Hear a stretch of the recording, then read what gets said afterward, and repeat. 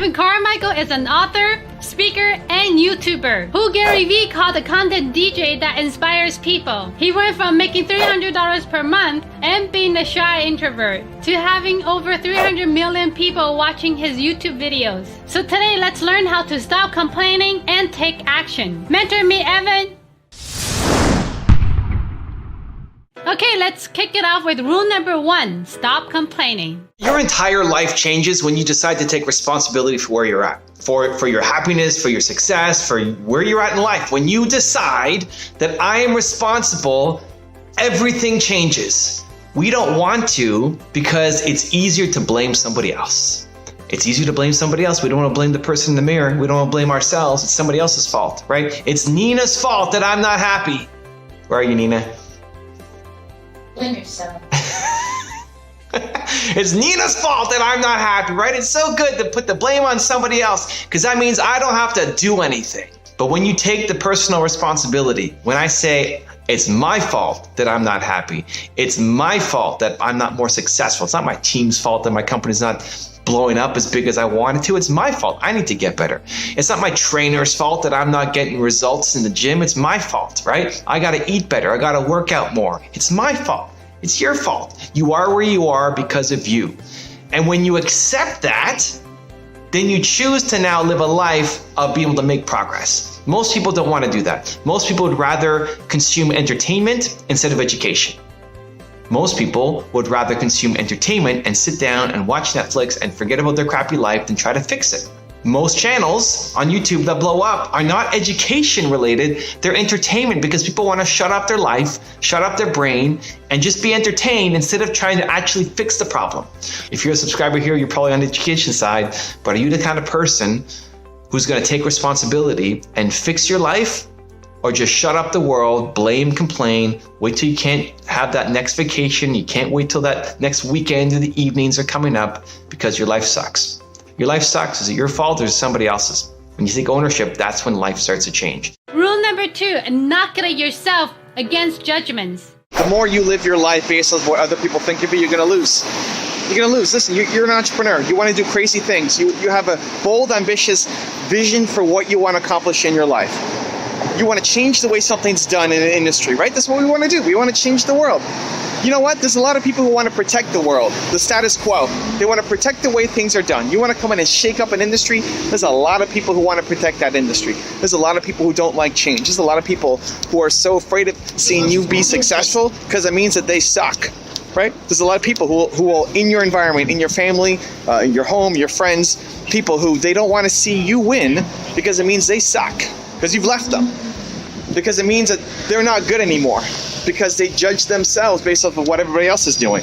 And a lot of people have someone in their family who went off and crushed it and they tried it and then they failed, right? They tried it, they may have had some success and then they failed, and now nobody else around them is allowed to be successful.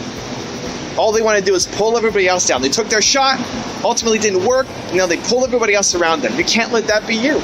The more you want to go off and have a bold, ambitious life for yourself, the more you're going to have to learn to what I call inoculate yourself against judgment. You need to inoculate yourself against judgment.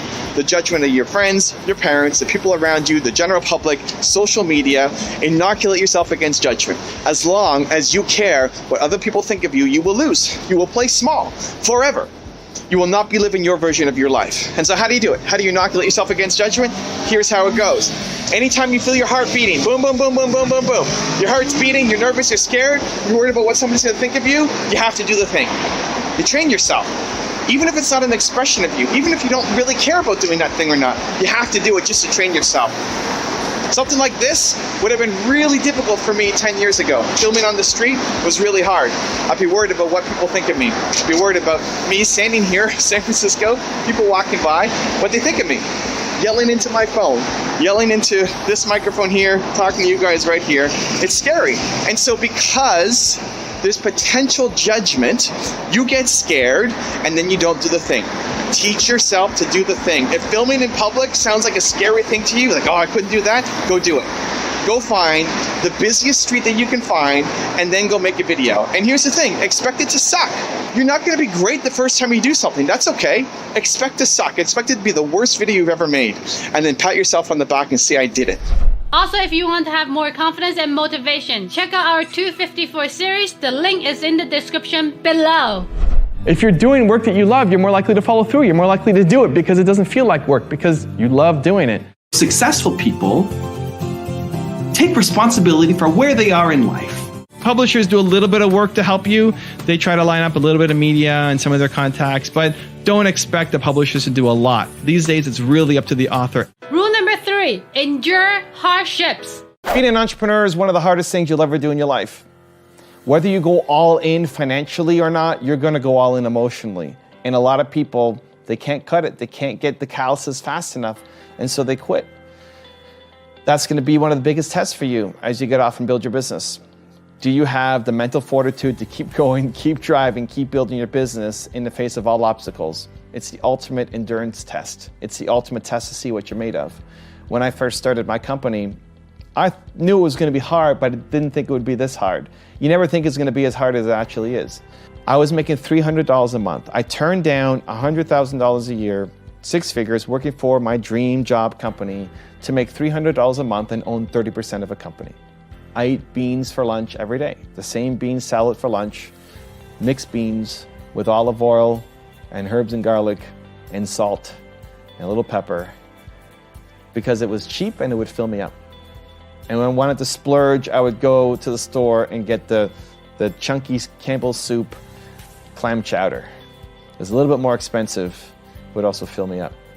When we went to celebrate a win, we would go to McDonald's and get a McDonald's French fries, large fries, and share it between the 3 of us, because that's